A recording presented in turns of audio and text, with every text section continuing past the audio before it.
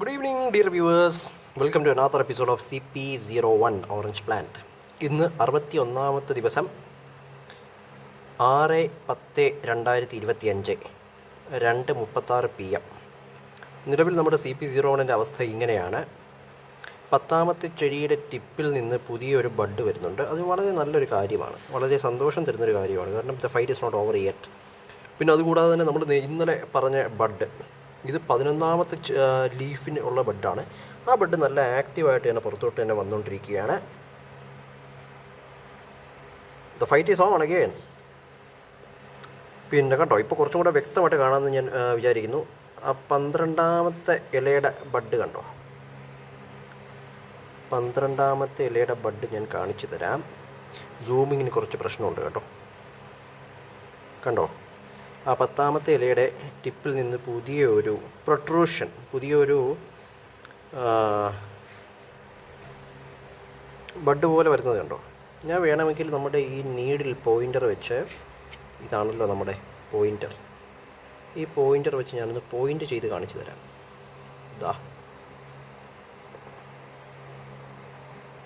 ഇതാണ് ആ ബഡ്, ഇതാണ് ആ ബഡ്. ഓക്കെ, പോയിൻ്റർ തിരിച്ച് പഴയ പടി തന്നെ വയ്ക്കാം. ഓക്കെ, വലിയ പ്രശ്നങ്ങളൊന്നും ഇല്ലാതെ നല്ല കോൺഫിഡൻ്റ് ആയിട്ടും ഹെൽത്തി ആയിട്ടും തന്നെ വളരുന്നുണ്ട് CP01. ഉച്ചവെയിലിൻ്റെ ആ ഒരു ആലസ്യത്തിൽ ഇങ്ങനെ നിൽക്കുകയാണ് നമ്മുടെ CP01.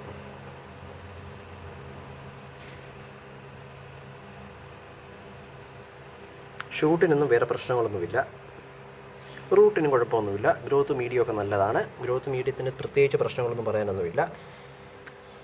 മോയ്സ്ചറെല്ലാം കൃത്യമായിട്ടുണ്ട്. പിന്നെ പണ്ട് ഒരു 40-50 ദിവസങ്ങൾക്ക് മുന്നേ ഉണ്ടായിരുന്ന പോലത്തെ ഫംഗസ് ബാധ, പൂപ്പൽ ബാധ അങ്ങനെ ഒന്നും തന്നെ ഇല്ല. ആവശ്യത്തിനധികം വെള്ളമുണ്ട്. ഇതിൻ്റെ റൂട്ട് ഞാനൊന്ന് കാണിച്ചു തരാം.